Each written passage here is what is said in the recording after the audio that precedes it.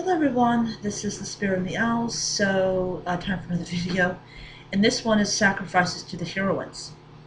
Now, unlike my other previous attempts to do so-called educational videos, this one I have two sources I'm going to quote, and I'm also going to talk a slight problem that I've got with Greek religion.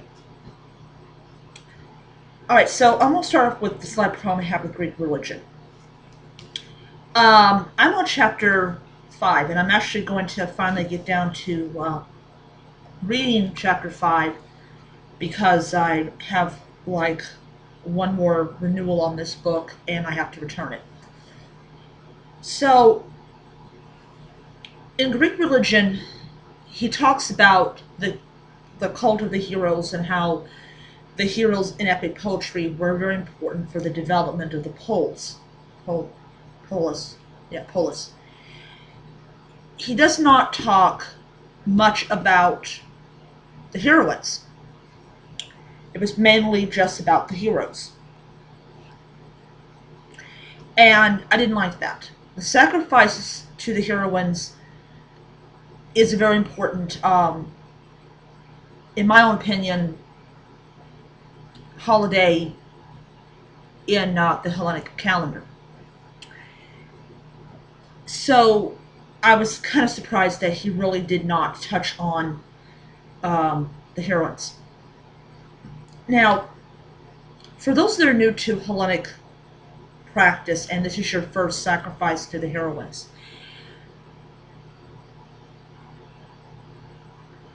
I'm trying to get this to where it will make some sense.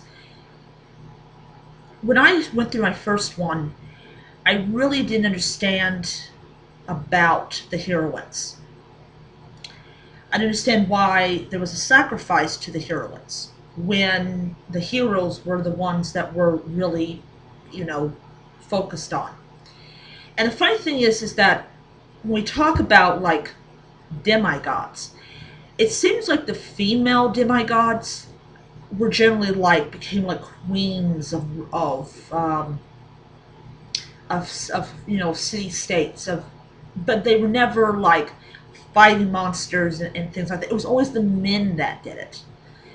And I think that's why I really happen to like Percy Jackson a lot, is because the female demigods, they're kicking major ass. So it's number one reason why I majorly like the series, because you got female demigods that are not like the damsels in distress. They're actually kicking butt. So it's great.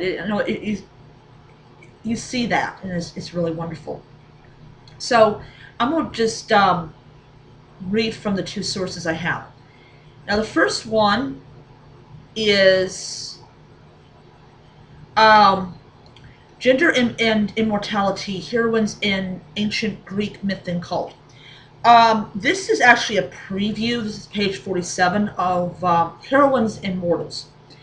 Here, in addition to two sacrifices to the heroines in the months of Meta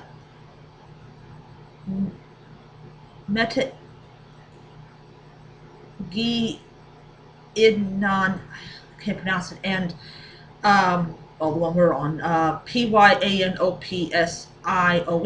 we find an offering of a goat to Selene by the College of Women in the month of, and I can't pronounce the name.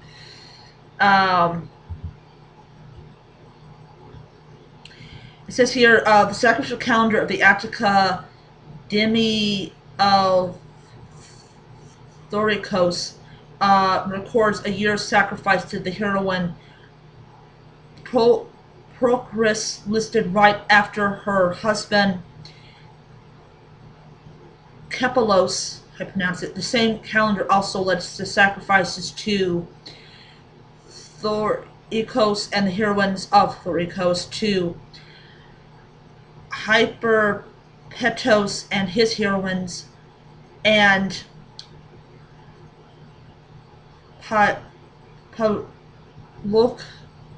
Glaucos and his heroine. In most cases, the hero receives a victim, while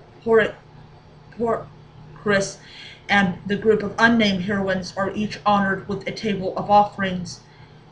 Uh, Alchemy and Helen also receive animal sacrifices. Um, the male heroes commonly receive sacrifice together with their often unnamed heroines or wives, indicated by um, the notice from, I can't pronounce it. So basically, from what I'm getting, is a lot of these heroines, they were heroines because their husbands were heroes. So to be really absolutely honest, it doesn't state that the women did anything special. Uh, I guess because that was how it was viewed. So I'm gonna get out of here.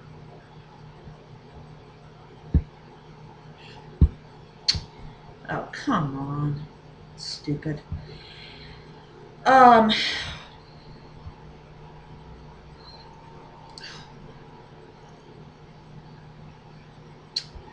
yeah, I'm getting really tired of this computer. Okay. This is Independent Heroines. This is from Greek Heroine Cults by Jennifer Lind, Larson. Larson. These are sacrificial virgins. Probably the most famous role of the heroine is the sacrificial victim. Tales of human sacrifice were told in many parts of Greece, but Attica and another one seem to be specifically rich in stories of this type. Um, I I can't pronounce the girl's name. Is of course the most famous sacrifice victim. I'll spell her name: Iphigeneia.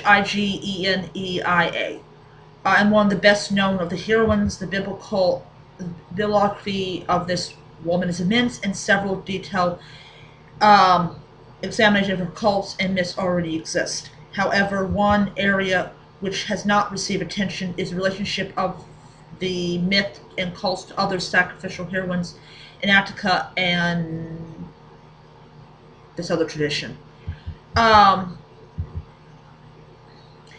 It says here in this relatively limited geographical area, there are at least 5 examples of this tale type in which the daughter or daughters of the king or prominent citizen sacrifices herself for the good of the city. This seems immediately patriotic motive became a commonplace in Attica orgy. Alright. Okay, so what we have here is the heroines that were generally honored already had established cults and were generally people that sacrificed themselves for the city or for the king. When we talk about how this can be used in a modern context, I had been thinking about this for several years. And if you go and look at the women that have sacrificed themselves for a country, then definitely those types of women deserve to be classified as heroines. And I know somebody on YouTube or somebody on Facebook will say, but they already are. Well, I'm going to say this. You now know that they are heroines, then you should have a feast for them. So what I'm planning on to do is to have a small feast, not only to the women that sacrificed themselves for Athens, but also the women that have sacrificed themselves in modern times so that we're free. The women that dressed up as men to fight for their country when women were not allowed to fight. Women that died for to make this country great. And I'm not talking about war, I'm talking about things that they sacrificed themselves for. So I am really, really hyped about doing this, and I really would like to hear your opinion. And yeah, so I hope this video has been done well, and I hope that you guys enjoyed it. So until next time.